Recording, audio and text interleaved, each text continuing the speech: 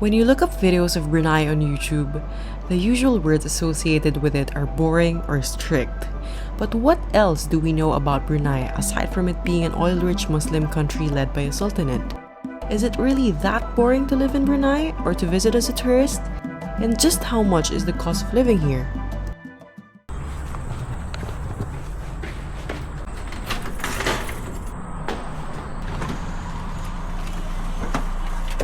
We're gonna go golfing!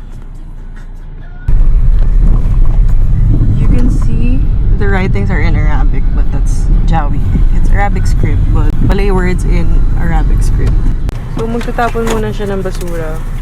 Sinasadya namin na magtapon ng basura dito sa public trash can. Kasi mahal yung monthly dues kapag i-collect siya sa bahay and late yung collection. So dinadala namin yung basura dito, which is just beside the mall. Indonesia na naman ang pupunta ngayon. No. Indonesia na naman.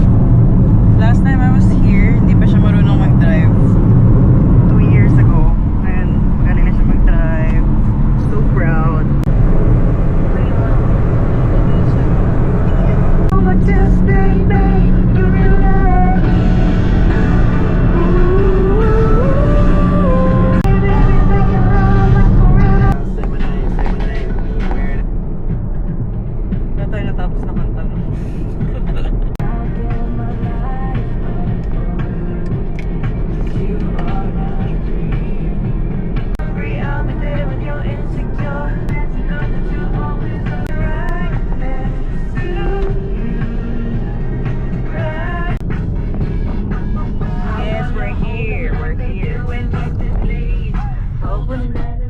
Daming tao, ah. Oh no. Let's go. Mag-register pa ba? Magre-register pa. So, pinagamit nila sa amin yung clubs nila. Kasi wala lang ibang tao. Kami lang. Ganyan, straight. Tapos, yan. Tapos, kurang pa yung hips ko.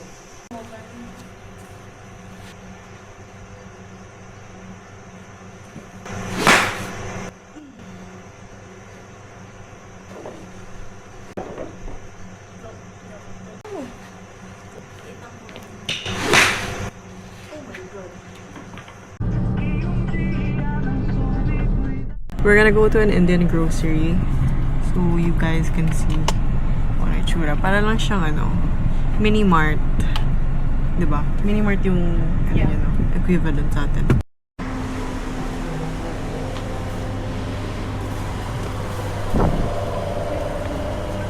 Drinks lang ba? Ano pa rin? Sumakit yung kamay ko. Toffee? Di ba may toffee na kayo dati? Toby. We're gonna show you some food na favorite namin dito. This is my favorite. So, Kemalaya is a Bruneian favorite street snack that's basically a thick, fluffy pancake that is cooked on a griddle until golden brown on the outside but soft and airy on the inside. So this is best for the sweet tooth people out there like myself because the fillings are usually sweet stuff like crushed peanuts, sugar, chocolate, sometimes raisin if you want to, but I don't like raisins. So once it's cooked, it's folded in half and served warm. Next is lekker. So this is a chewy, deep-fried fish snack made from ground fish and sago flour. And it tastes very similar to the one that we have in the Philippines, which is called kikiam. So, Papa John or Roti John, a little fact about it is yan yung kinakain ng mga British, mga dumating dito. So, that food is catered for them. As in J-O-H-N. Ang translation sa English? John bread. So, ang laman is burger patty, egg, mayonnaise, ketchup. Yun lang. At amoy usok na po kami dito, kaya ayoko na. Allergic ako sa usok.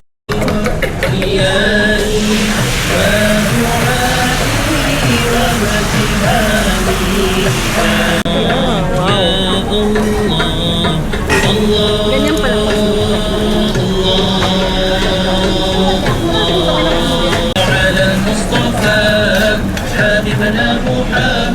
So this is $2. It's mostly mostly local street food. Pero meron ding halo ng mga donuts, pastry. So, halo-halo ng everything. But when you go here, you have to eat the local food, the authentic Bruneian Malaysian food. Noodle. Ito yung version ng lomi nila. Soto special. Beef. Ayun yan, sa taindik. Also, is ayun di kapuhe. Satay and grill, my favorite. Tapi boleh sikit saja yang sauce-nya. Boleh.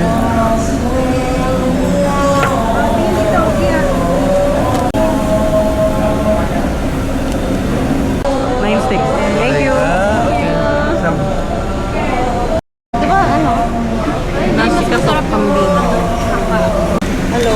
Nasi katok kambing. Satu.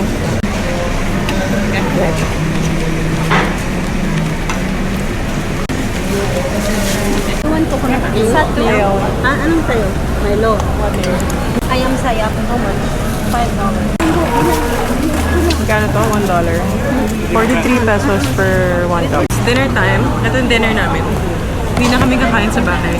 And maganda yung lighting. It's blue. So, let's first try this one. Konti lang yung sauce to. This is beef satay. Long awaited. Wait, ano yung sauce? Peanut sauce. Masarap to pag may kanin. Let's try the chicken. The chicken is yellowish. Masarap. Sobrang lambot niya. Okay. Satisfied. Panulak natin, lemon mint. We also have coconut juice here. Pero hindi kasi ako mainom ng coconut, so tikman ko lang.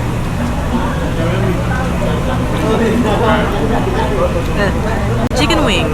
Should we eat some? Sige na nga, kain na tayo. Wala pa kasi sila dito. Waiting for them. They're buying more food. But gutom na ako, so kain tayo.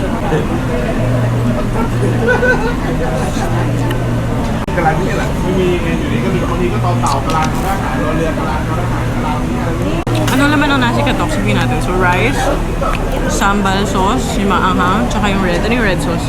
Sambal. Green. Chili.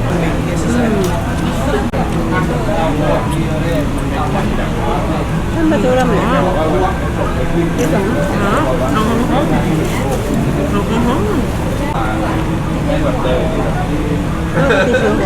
Gabing anghang. Okay, roti john. Tinapay. Tinapay with egg and ketchup mayo. Minced chicken. Sarap, no? Wow. Masarap siya for breakfast. Lekor, parang siyang kikiam. Yeah, yun. Yun, kikiam. Ayoko. Kasi na-drench na siya sa sauce. Oh. Kaya malaya. So this is how it looks like. Pancake.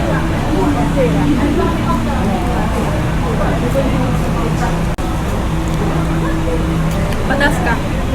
Padas.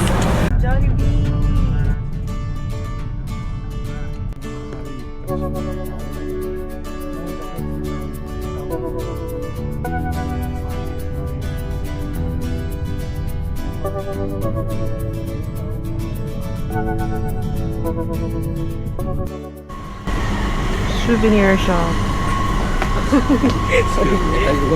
Oh, sorry. There's a foreigner there a while ago. I don't know if you saw that in the video. Pero nabili siya ng souvenir. Wow. May mga foreigners din pala dito na European. You can see kung gaano kamahal yung mga bilihin dito. Even just for one magnet, this is 300 pesos. One piece is for $6. Two piece is for $10, which is $430. Oh my god, sobrang mahal. $25. That's 1k pesos. And it's just canvas na nakadikit. For the shirts, it's $14. So that's mga 550 pesos. Oh shit. So mga Pinoy sila dun. Okay, itinerary for today. We're gonna go to the Empire Hotel. What is the Empire Hotel? Is it a 7-star hotel? Yeah. It's a 7-star hotel. And then we're gonna go to the bridge. What kind of bridge? Tempurong Bridge. Longest bridge in the world. Charot. Joke lang. Tapos, kakain lang kami. Yun lang. This is the mall, by the way. We haven't taken in here, guys. Kasi madami pa kami masyadong... Yan. That's the mall. And you can see they have dogs. But they're not really fond of dogs. Ayaw nila sa aso, actually. Kasi feeling nila madumi yung aso. Mukha siyang pinapakain naman nung kasi matataba sila. This is a majestic mosque in Gadong, the Jame Asir Hassanil Bolkiah Mosque, but the highlight is the Temburong Bridge, which is the longest bridge in Brunei, stretching 30 kilometers. So before it opened, people had to leave Brunei, pass through Malaysia, and then re-enter Brunei just to reach Temburong, which is a district in Brunei. And now it only takes 15 minutes to do that. Meron daw Chinese chemical power plant doon. Hindi yung makita sa camera. So, close daw ang Brunei at China. Kaya pinayagan. Oh, ayun na. Kung makaintindi kayo ng Bisaya, maintindihan niyo yun. Makinig na lang kayo. So, if you're coming from Kota Kinabalu, ito yung route ng bus, no? For sure. Dito dadaan yung bus, which takes 6 hours to get to Brunei. And a lot of Filipinos do that route kasi gusto nila na maraming tax sa passport. They do Miri, Kota Kinabalu, Brunei.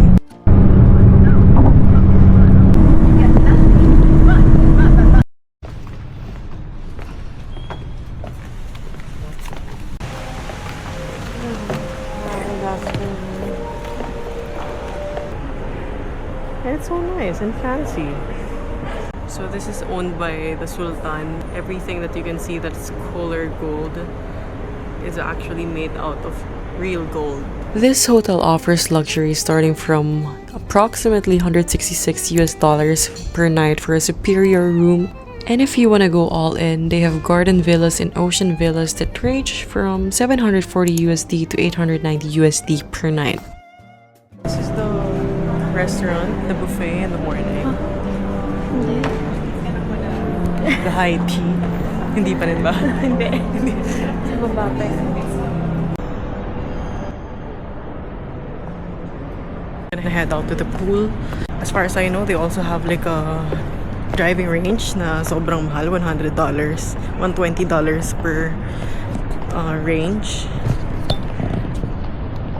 This is Empire Hotel. Ganda ho, no? Thank you po.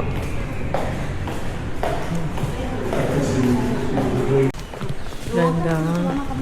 And it's right by the ocean or the sea. South China Sea. Sobrang random. Sabi ng pinsan ko, si Mariel Padilla yun, di ba? Sila nga. Kasi namukhaan. Ako nga. Oo. Tapos si Robin. Tapos nakita ko yung lalaki. Ay! Fresh from election na. Kahapon lang yung election. Hulaan mo kasi nakita namin. We're gonna eat dinner. Super late lunch, early dinner. This is my all-time favorite, whether it's breakfast, lunch, or dinner. I love this. So this is roti talur, cheese with condensed milk, and curry dip. So this is not strictly traditional Indian food, but definitely has an Indian roots with the use of flatbread and curry. Roti just means bread, and there are so many variations of roti. You have roti talur, roti canai, roti kusong, which is plain.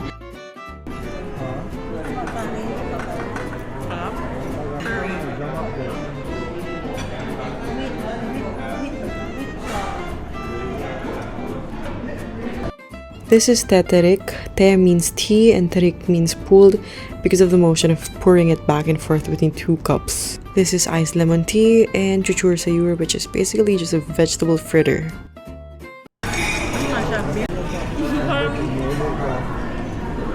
Parang di ka na-interested naman siya. Uy, patulog ka. Nataluan ka? Oo. Ayun, sa pants ko. Happy. 24th. Bisitahin niyo to. Business ko yan. Indian business mo. Indian business.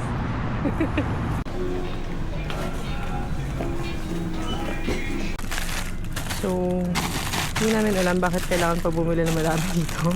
And marami na sa Pilipinas na mee goreng. Mee goreng is just a pancit canton equivalent sa atin. And hindi pa siya sikat before, way back then when we were here. Di ba hindi siya sikat? Ngayon lang siya nauso. Pero masarap din to Indomie. Ito nga mas masarap eh. May tao. Palitan natin? Oo. Indomie na lang. Oo. May mee goreng addiction tayo before. Mga 8 years ago. Tapos kapag ubus na, magdadrive pa tayo sa labas.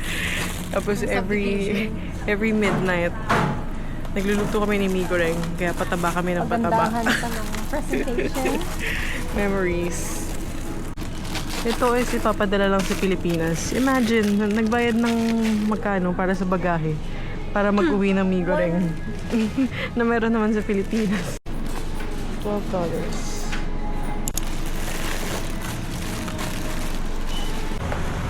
I was saying, this is a tradition. Kung sinong uwi ng Pilipinas, magdadala ng box-box ng mee goreng.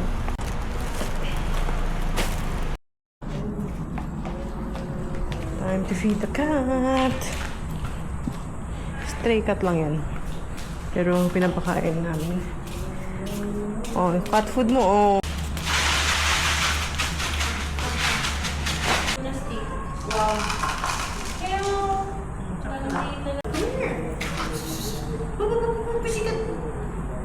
Uy, sensitive yan sa tail niya. Oh? Oh. Ayaw niya nga! Ay! Ay! Come. Ay! Ate mo! Ate! Ha? Buntis ka ba? Ha? Ano pa? Wala na. Ayun, nagpo-purr siya, oh. Oo, nagpa-purr siya. Cheese coming out of this. Look at that. That's cool. I didn't even ask for that. It's super soft pizza base.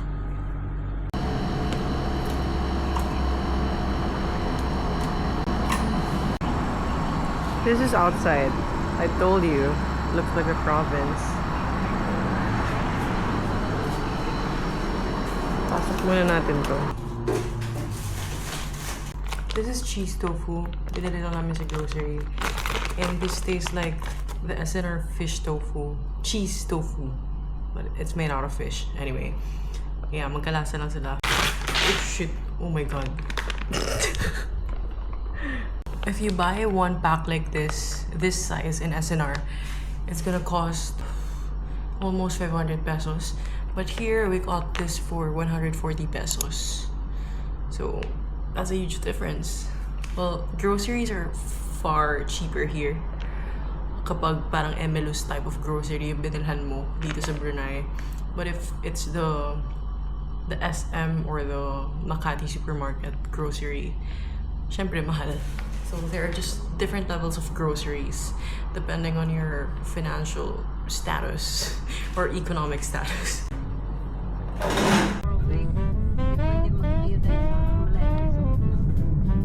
It's been very rainy in Brunei, so we started the day late as usual. So we're on the way to watch a polo match between the Brunei polo team and the Calatagan polo team, which is team based in the Philippines. It was just a friendly match. Members of the royal family were playing, like Princess Azema Bolkiah, Prince Bahar, Farid. We've seen a couple of polo games in the past, but disclaimer that this is not our usual afternoons. Oh my gosh, this is a once-in-a-lifetime opportunity. This is not just a normal polo match ng mga alta sa Pilipinas like the Manila Polo Club or sa Calatagan, Batangas. These are royals. So my family and I are always so grateful to even sit here. Ingay mo. Ano mo iyak? Quiet. Hindi lang malilipat siya ng... Hindi mo iyak. Ang ingay mo. Hello? Hello? Hello?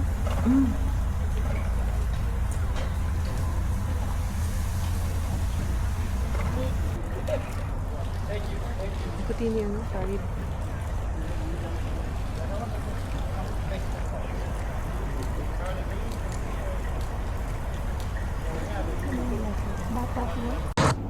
Brunei has some of the lowest gas prices in Southeast Asia because of its rich oil reserves. During this time, May 2025, a liter of diesel cost 53 cents Brunei dollars, which is around 23 pesos. Compared to our gas prices in the Philippines, which cost from 55 pesos to 70 pesos per liter, depending on the season.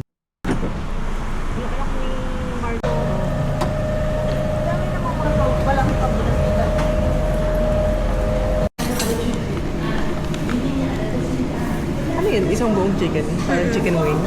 Tapos yung Chicken sauce? thigh. Yung sauce eh. Sambal. I-text natin si Grala. Sabihin natin, manang Mahal. Karinin mo na rin dito. Pwede naman din ang mga shorts, di ba? Kasi number din naman ng short na video. Pero yung mga shorts is na ano. kasi pag mag-exit. Ay, no, talaga yung sugar na sabi. Sugar o honey ba yung na ano?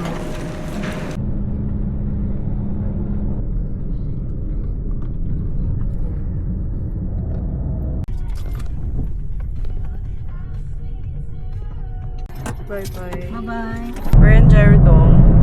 So, this side, you can see the Polo Club. And then, kanina yung nadaanan natin, yung mga kabayo ng royal family and ng Polo team. A while ago, we saw that there was a hospital, Jerodong Park Medical Center, and a cancer center. So, let's go to the stables. Here are the horses na naka-aircon at electric fan. Dandan lang. Ayun o. Oo yung... Masosyal pa yung buhay ng mga kabayo sa atin. Ang kintab nila oh. Sa Australia pa daw galing yung hay. Pero syempre kasi sa royal family to eh. Bye! Hello! So yung polo team ng Brunei is mostly comprised of the royal family. Isang princess, isang prince, tsaka dalawang what? Dalawang relative nila. So the Bolkiah family. And we've watched them play in the Philippines, in Calatagan, Batangas. Last SEA Games, anong year yun? 2018? Basta. Long time ago. And this is the restaurant of one of the members of the royal family, which is Farid, which we've met at the polo game. Birthday siya doon sa restaurant ni Farid. Tapos si Farid daw mismo yung nag-serve ng pagkain. He's nice. He's a nice guy. That's why we love him. This is the polo club. Diyan kami nagsiswimming. Yes. Oo, ba't di tayo swimming na dyan? Dito yung swimming pool. Matatandaan mo yun. Oo, alam ko. Naalala ko na. Yan, di ba? Naalala ko na. Yes. Ayan. Insert pics here. History of JPMC or Jerodong Park Medical Center is before, it was a private clinic of the Sultan, which is yung king nila or president nila. And then, every time he would play polo, if ma-aksidente siya, kasi dito lang sa tapat yung polo eh, dito siya dinadala. And now, it's a big hospital. Private pa rin ba to? Yes. Still private.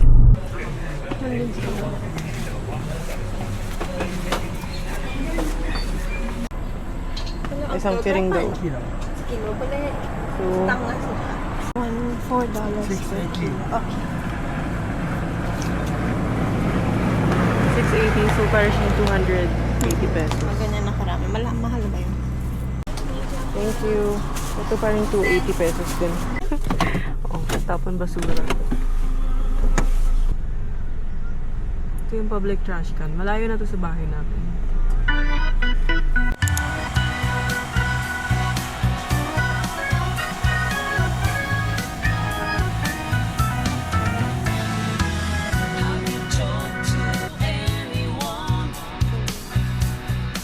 We're here at the grocery, so just to give you a reference kung magkano yung mga bilihin.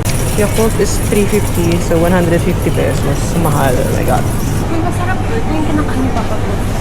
Milo P. 1650. Ito na. Milo. Walang maliliit eh. So parang ganito lang. Sige, yan. Ayan. Magkano yan? 63 pesos. Pwede na, mura lang. Yung mga sales lady dito, mostly Filipino. Yung mga Bruneian din naman, and Malaysian, and Indians. But mostly Filipino. Maririnig nyo sila nagsasalita. 1 pack of mee goreng. 1 tray of egg. 103 pesos. 12 pieces lang yan. Night pads, 10 pieces. 101 pesos. 30 pieces. Mahulog ah. Ay, parang mahuhulog tayo. Fresh milk. 191 pesos. This grocery is called Wahoo. Parang siyang SM equivalent sa atin. So, medyo mahal yung bilihin. 12.70. Monya shot matitaw. Zeus Coffee. Gongcha. Kaya namin sa Zeus Coffee. Masungit yung mga staff dyan. Gongcha kami. Pero masarap. Mahilig siya ng Portuguese egg tart. Masarap yung egg tart. Ilan ko rin. Ikaw lang mo. Tigisa tayo lahat. Sige, oo. Tapos, ano? Mga 450. Akit kami dito. We're gonna have a picnic while waiting for Sultan. Kasi dyan siya sa Rotonda dadaan.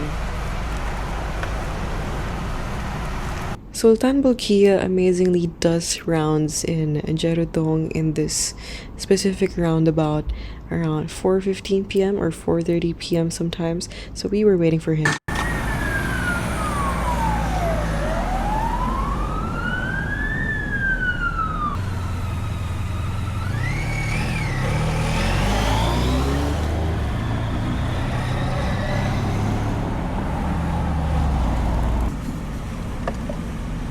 Kita po siya. Ay, hindi. Wait lang. Ha? Wait, check ko sa akin. Ayun lang ka nakapasok dito.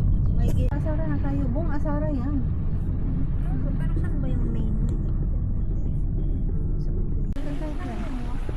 Prime Minister's office. Pati itong may dome.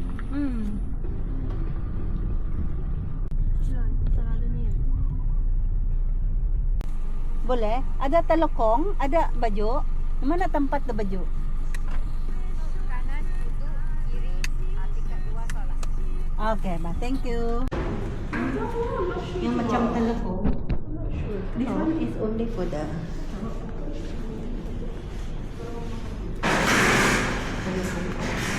So, atas. Okay. Thank you. Okay, no problem. Thank you.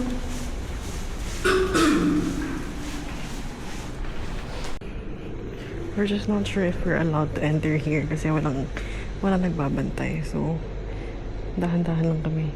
Quiet lang. Okay. Ikot tayo. Pwede naman siguro. Tsaka may mga nagpipray. So, quiet lang. It's Morocco inspired. Ganda. Ganda.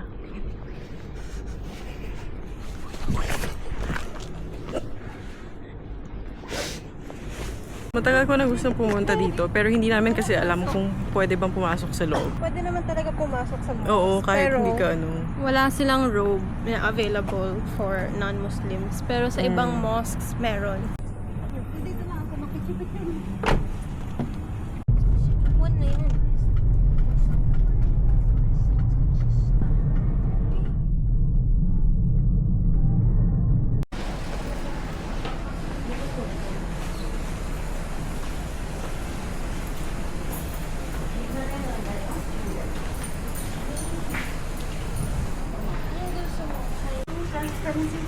Ayan lang Ito gusto yung niya. kinakain niya lang. Tuna and lobster flavor. Bili ko madami.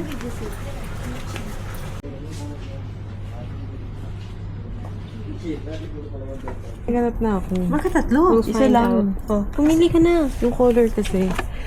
This is a cocker spaniel bowl. Oo, Blue? naman ni Kobe. Blue, sige, blue na lang. Blue or gray? Ano ba For the big ears. Dali, matagal ko na hinahanap to eh. So, I've been trying to look for this one. Wala siya sa Shopee. This is specific for Cocker Spaniel dogs, which have big ears. And para hindi masawsaw yung tenga nila. Kasi pag nasawsaw, bumabaho siya. Yaman. Sige, go.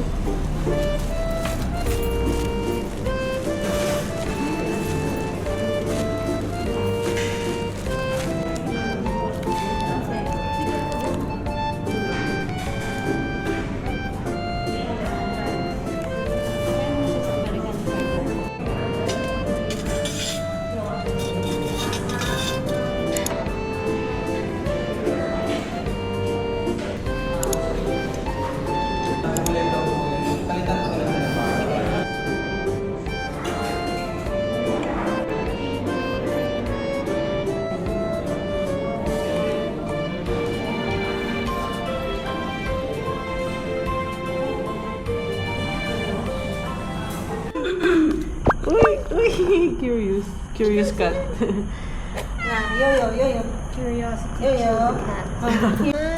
Yun pala gusto niya eh. Try mo ihalo sa... Good girl. Inuubos yan. Yung face mo sa camera. Come. Eat.